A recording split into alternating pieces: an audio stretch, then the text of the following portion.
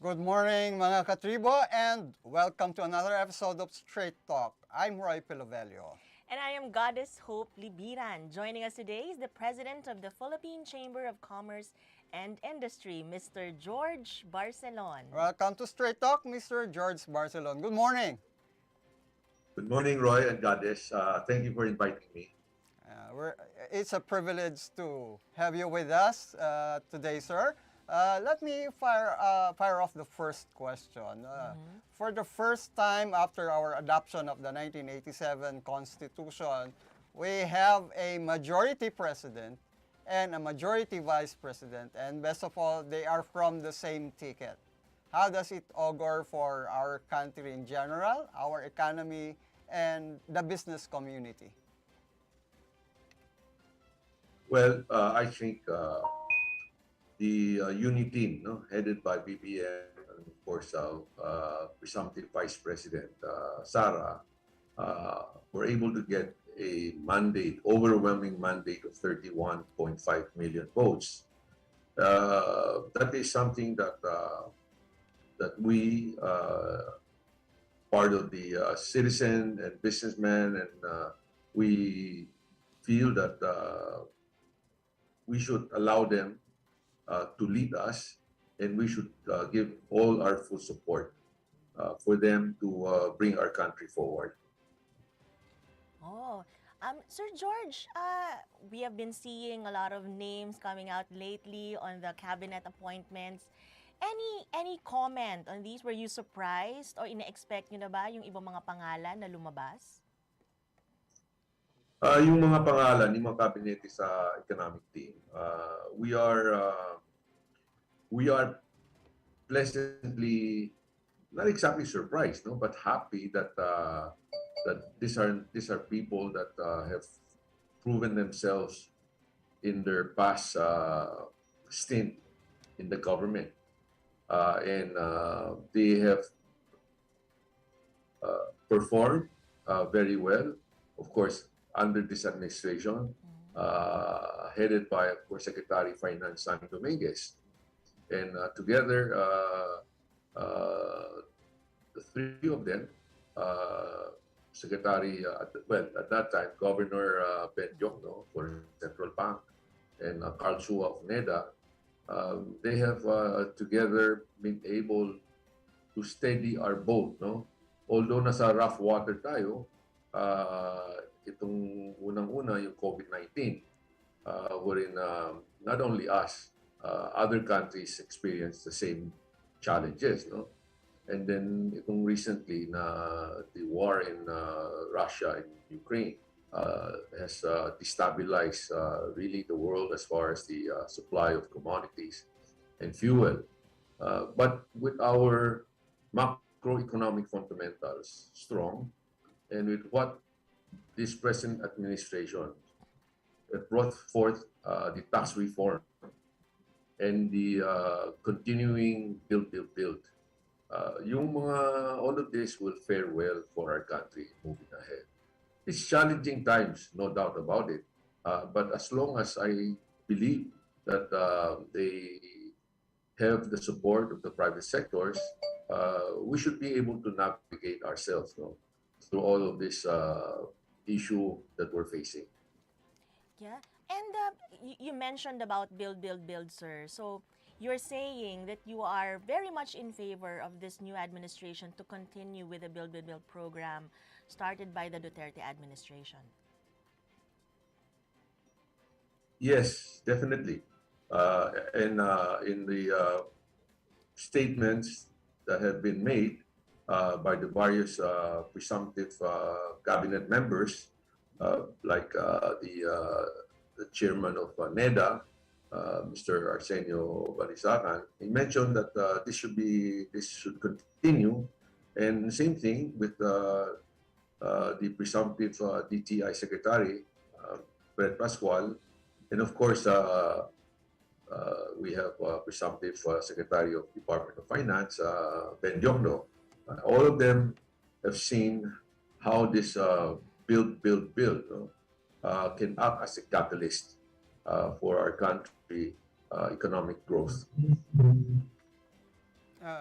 Sir George, you mentioned the Build program, and for that, the Department of Public Works and Highways would play a very crucial role.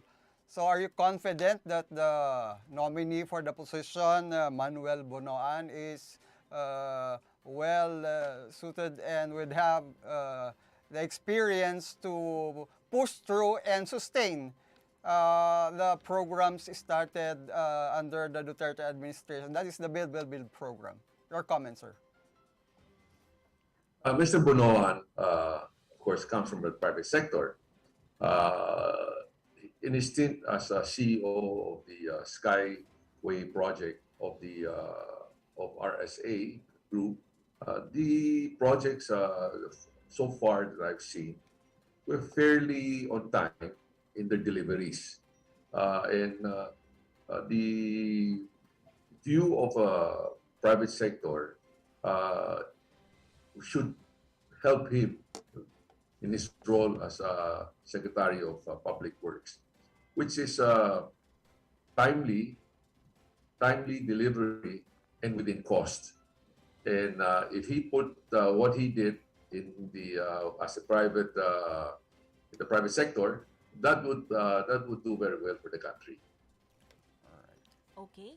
And how about, yesterday, sir, merong mga lumabas na mga balita, no, na si Secretary Ben Jokno ay tinanong kung paano yung kanilang gagawin o meron ba siyang positive outlook given na bankrupt daw, no? Bankrupt daw yung gobyerno na kanyang mamanahin.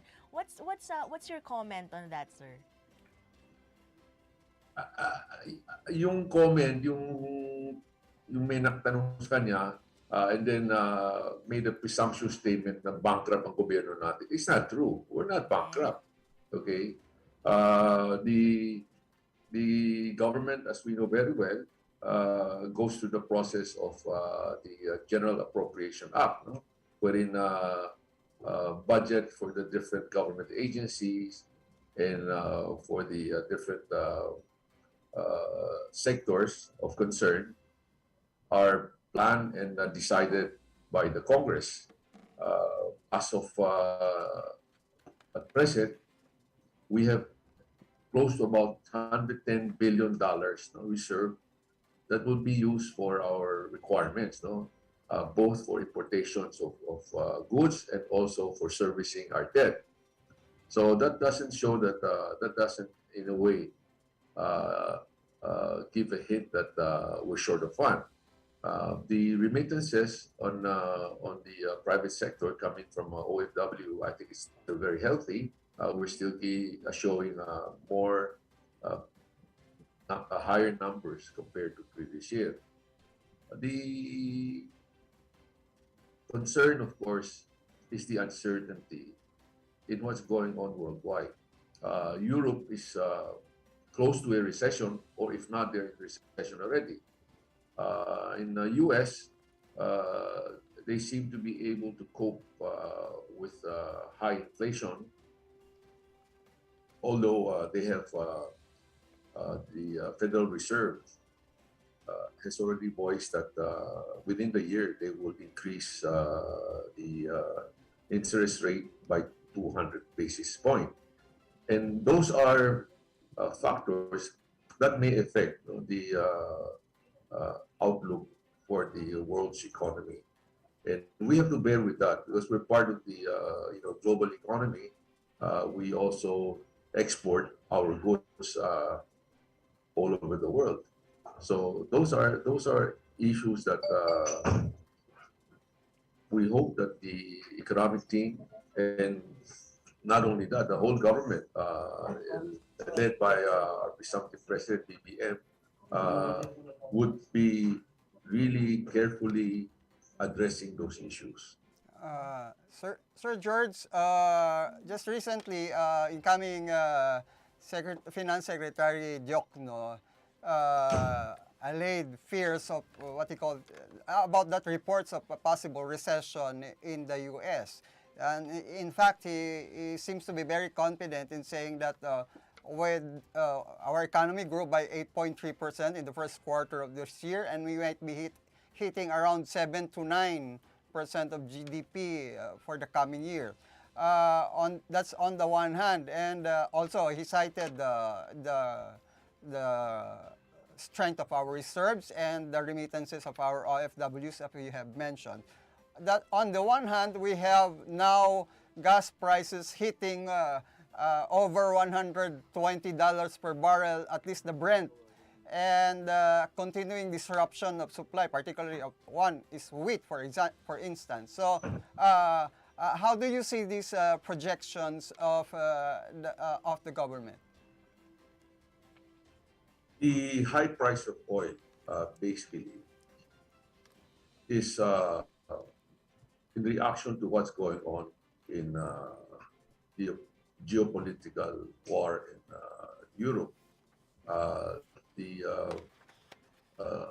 the demand of oil per se is not, it's not a question of the demand that has gone up that puts up the price, but it's a question of the supply chain. Okay? There's an issue now wherein the European community is studying whether they should completely cut off the energy supply, gas coming from Russia.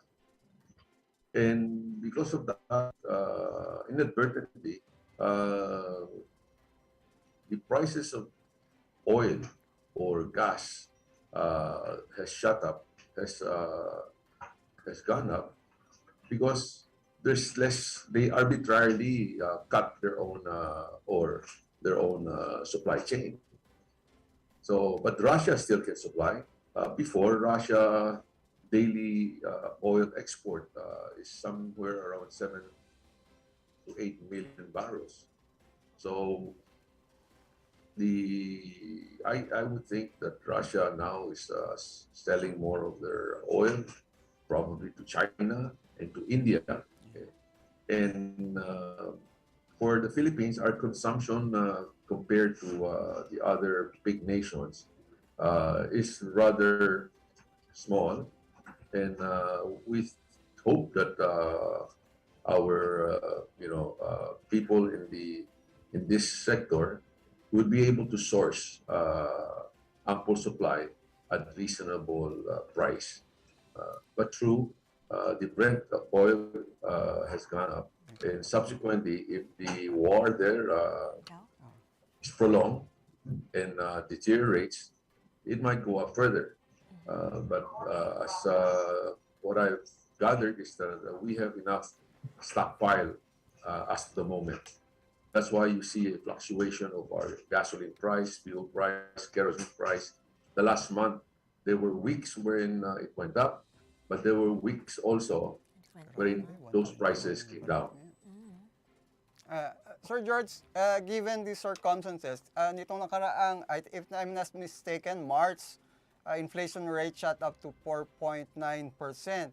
And given the rising prices of commodities, pati itong fluctuation ng ating petroleum products price, tingin nyo naman kayang ma-rein in itong inflation na to with the right policies? Ang inflation nasa 4 I believe 4.5, 4.6, no? That is already factoring in some of the increases in fuel prices. But food commodity has gone up. I would venture to guess that the inflation might go up higher. No? Again, it is not of our own doing. We just have to really, prepare ourselves. No? Where there are supply to be that we can get, the government or the private sector must be forward-looking and have them in the pipeline, rather than wait until the prices go up further. That would be too late. Then it would be difficult for us to mitigate inflation. But I can see that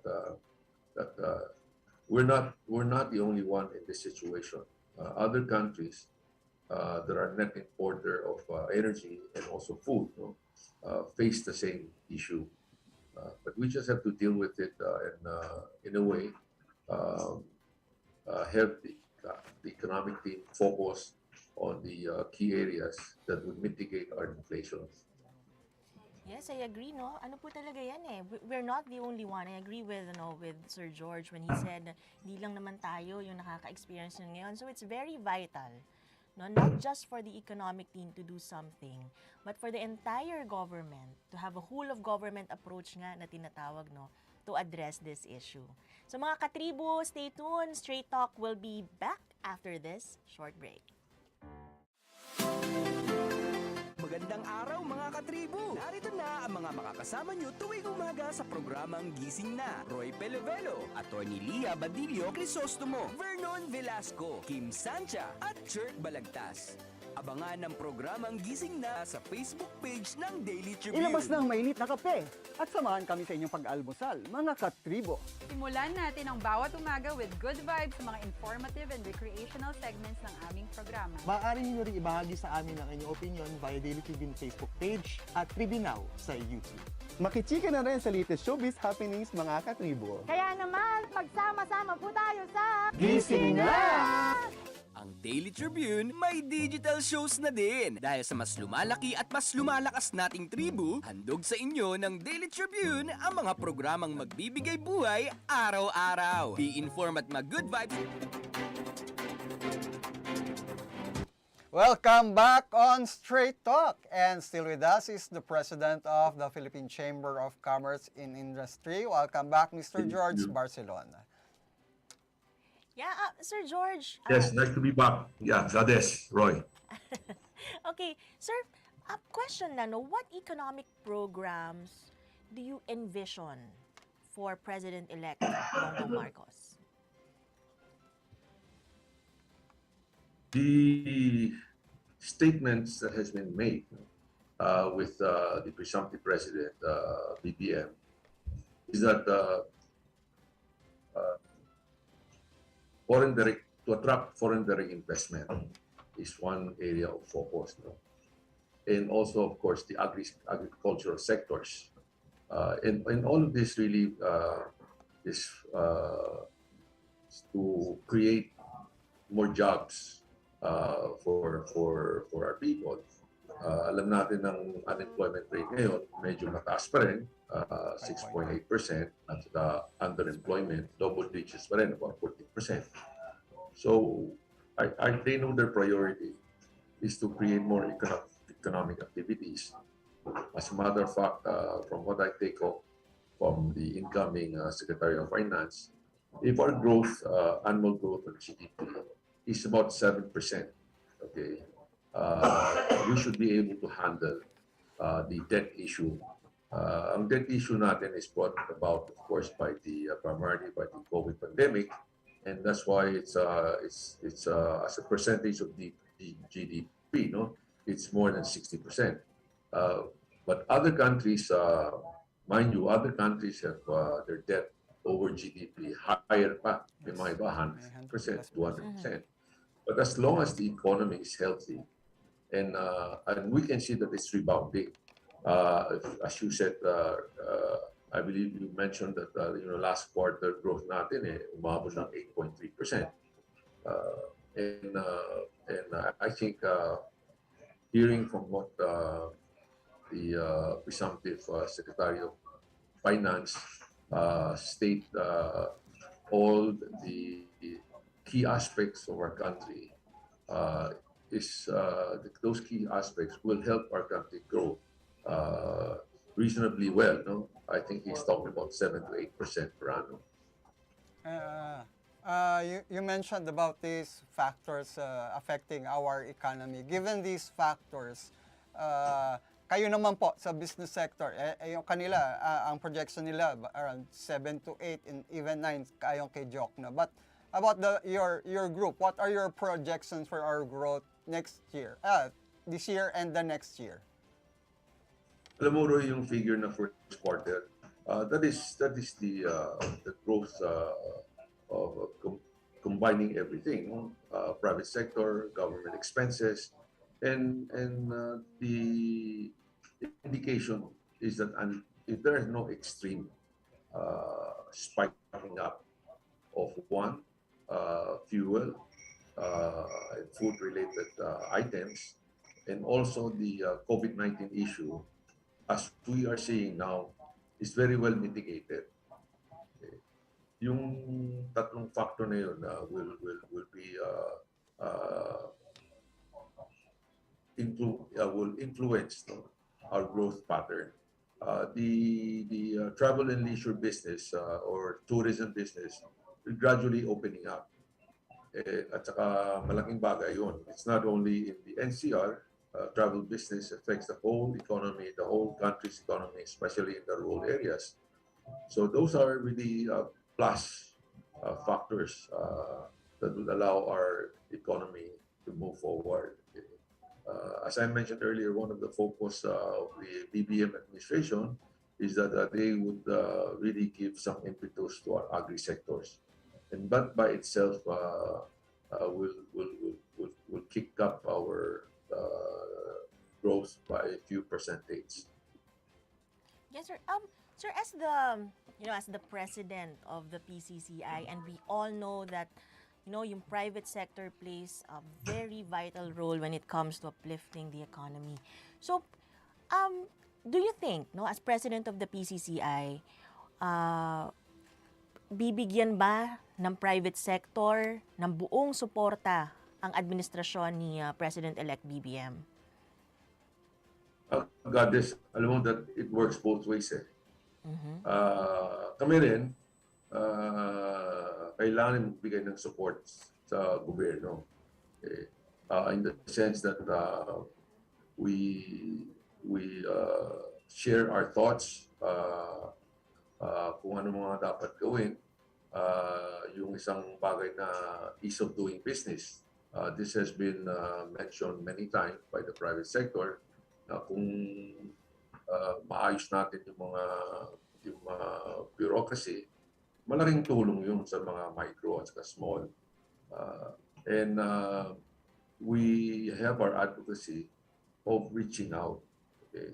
And likewise, the government, I think if they reach out to us, alam naman natin at this point in time, we should bond or we should work together even closely. Kailangan patibayan natin yung partnership. Of course, labor is also a key factor, no? And we want to really expand our growth, have more investments, especially in manufacturing. And this has been the manufacturing for the last quarter has been growing by double digits, and hopefully tuloy yung manufacturing growth and the more of our labor force, no, can benefit from it. Yeah, but sir, if you will be given a unique opportunity to discuss one-on-one with President-elect BBM and he asks you, Sir George, what will be your recommendations on my first 100 days? What will you say, sir? I'll touch on a few points, no? Yung improve natin yung environment conducive for business man to work, no? Bawasin yung mga compliance, yung mga bureaucracy. Yan kaya nila gawin agad. The aspect of more long-term need, such as power, that is one of the issues that many foreign investors talked about. Sana ang wishes nila kung pwede ibaba natin yung presyo ng kuryente. Okay? And then the imbalance of the base load power producer and the areas where they need power, but they're short of it. So the Department of Energy, of which we're still waiting who's going to be designated the secretary, plays a key role in that aspect, energy factors. So, just to really, in a way, stimulate again or bounce back our economy is kailangan ibalik natin yung mga estudyante sa eskwela. I think it's about time that they have to be allowed to study on premise. I mentioned this in another interview. I hope the presumptive Vice President, Sarah, would being the presumptive Secretary of Education, would look into this, the resumption of face-to-face studying. Okay. Sir George? Of course, taking all the precaution. Yes. Ibig sabihin, alam natin na itong virus is still around. But in the last couple of months, first we had December, nakita natin wala na yung distance protocol, siksikan sa mga malls, and then after that, meron tayong election, yung meeting the advance, katapot-tapot yung mga siksikan ng mga tao. And if moving forward in June, na wala na yung masyadong mga infection, then we should really move into a normalization. Yes, sir. I agree, no? Kasi, Oo. sir, alam mo, iba talaga yung Sir Roy and Sir George, iba talaga yung kapag sa klase o sa school talaga mismo nag-aaral yung mga estudyante rather than sa bahay. No? Kapag sa bahay kasi sila nag-aaral, pati yung mga magulang nag-aaral din eh. Oo. And we also have seen the sad spectacle na meron pang mga binibentang mga sagot sa module. So we wonder how really is the quality of learning in that kind of environment. Pero Sir George, nabanggit nyo kanina, very important factor, yung energy.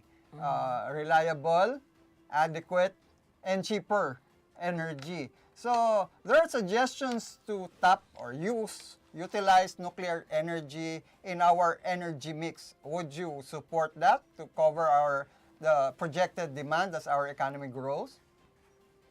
Yes, I'm personally I'm in favor of that, and I think I've heard also that the new administration is also contemplating, of course, with due diligence on the safety issue and the likes. What about yung renewables, sir? Kasi there are also those saying kailangan din natin ng renewables. We are for renewable. Ang ano lang yung cost ng renewable, no? Medyo mahal yung mga solar energy na naka-install ngayon. Meron silang subsidy. May FIT 1, FIT 2, no? Pinatanggal na yun kasi ang consumer ang sumasalo ng additional cost. So, but I'm sure there are other ways to mitigate. Okay. This has been a very, very Good. I have to go. Okay. yes, very Thank nice you. interview. God Yes. bless. Thank you for joining us today, Mr. George Barcelon. You're welcome. Thank you very Thank you. much, Sir George. And mga katribo, that's Sir George, the President of PCCI, sharing with us his insights and thoughts on the coming administration. Watch Straight Talk live every Tuesday at 10 a.m. on Daily Tribune's official Facebook page and on Tribune Now on YouTube. I'm Roy Pelovello. And I am Goddess Hope Libiran. And this has been Straight Talk.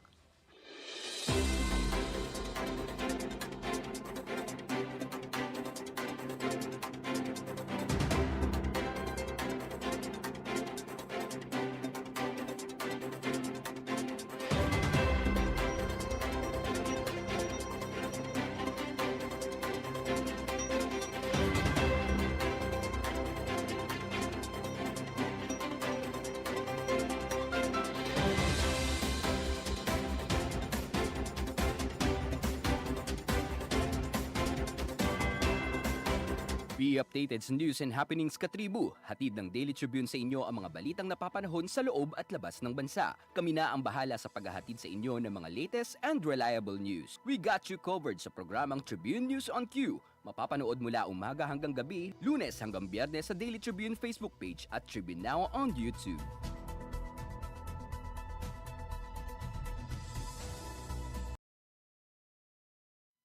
Makinig at makisali sa usapan every Friday night at 6 p.m. sa I Speak Katribo Podcast. Samahan sina Daniel at Alvin na pag-usapan ang mga relevant topic na tiyak kakarelatean nyo mga katribo. At pagdating ng Sunday at 7 p.m., Speak Your Mind with our I Speak program na sasagot sa mga tanong regarding the latest and relevant issues sa paligid natin. I-like at i-follow nyo ang Daily Tribune Facebook page at Tribune Now on YouTube para updated ka sa mga latest episode namin mga katribo. Alamin ang latest entertainment at sa mga paborito nyong celebrities kasama si Pocholo Concepcion sa programang What's Up. Makibanding at kwentuhan kasama ang mga kilalang personalidad sa entertainment industry. Sama-sama natin silang kilalanin at silipin ang makulay nilang mundo every Tuesday at 2 p.m. Kaya sit back and relax lang kayo mga katribo. Hanapin at i-like ang Daily Tribune Facebook page at Tribune Now on YouTube. Dahil sagot na namin ang masayang kwentuhan dito lang sa What's Up.